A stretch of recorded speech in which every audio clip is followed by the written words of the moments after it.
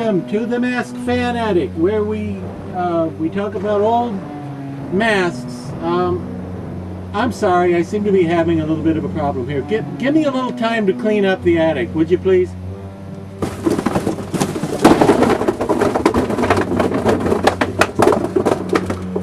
That takes care of that. Hello and welcome to the Mask Fan Attic. Now tonight, our mask is an extremely rare one. It's from, I believe, oh wait a minute, you're not. You guys aren't masks. You be still. It's from, I believe, 1982. Could have been 83. I'm gonna guess 82. Or 83. And it's from House of Horror Studios. This, sports fans, is the Tule monster. Now that's not T-O-O-L-Y, meaning he's like a tool. No, that's T-U-L-E. Looks like it would be pronounced Tule or Tule, maybe, but it's just Tule, T-U-L-E, the Tule monster. Now, I was told by the creator of this beast, Joe Reeder, that it was not a popular seller and he only offered it for a short time, and I think he only ever made like 5 or 6 of them in the entire universe, which means your chances of finding one are pretty scarce, but you never know what might turn up online in this age of interwebs, right? Now, this thing was designed with a purpose. It's a sort of blob. It's a blob monster with kind of nondescript features and, well, more than the standard issue number of eyeballs, you see. But the Tule monster actually has some backstory, because in the great state of California, there's something called Tule grass.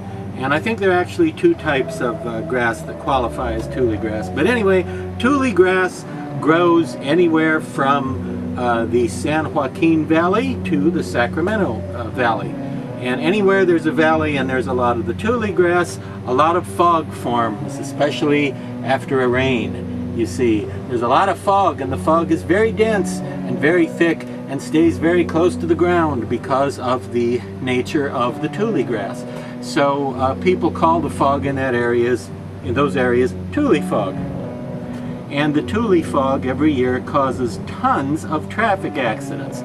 Lots and lots of crashes and problems, because visibility is reduced to next to nothing on nights when there's a bad case of Tule fog. In fact, it has been said that Tule grass and Tule fog constitute the #1 cause of road accidents that lead to deaths and injuries in California.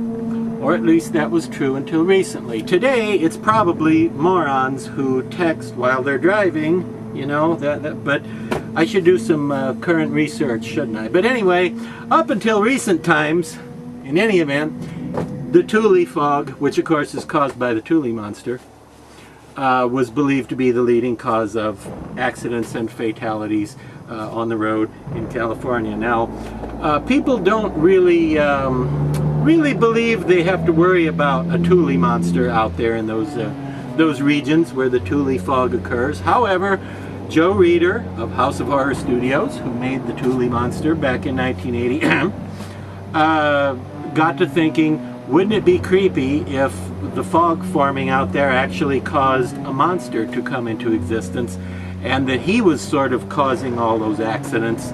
And, you know, maybe he's made of congealed, coagulated fog combined with some Tule grass, and you can see some growing out of him there. Looks a lot like mask hair, but it works. So he's basically like congealed fog is what he is. And there haven't been a lot of blob monsters as masks over the years, but blobs were always a big part of science fiction, especially movies of the 50s and 60s, and TV shows like Star Trek and The Outer Limits had blob monsters. Lost in Space, they loved blob monsters on Lost in Space. And when I say blob monsters, I'm talking about monsters who have sort of nondescript, lumpy, goopy countenances, as opposed to creatures who look specifically like a type of animal or a type of brain or something like that. Blob monsters were a big part of sci-fi, and as such, I think there need to be a few blob monsters in everybody's, mask collections and mask lineups, and the Tule monster was a good one, and I'm sorry he didn't catch on and nobody wanted him back in the day. Maybe it's because they couldn't figure out how a coagulated blob of fog with inexplicable sentience somehow would develop 3 eyeballs.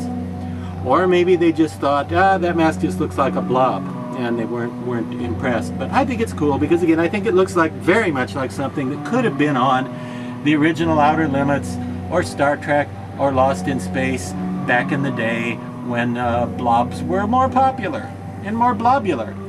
So that's the story of the Tule monster, very rare mask from the long defunct House of Horror Studios, one of the very, very best sources for masks back in the 80s. I miss House of Horror Studios. Wonderful stuff from Joe Reeder.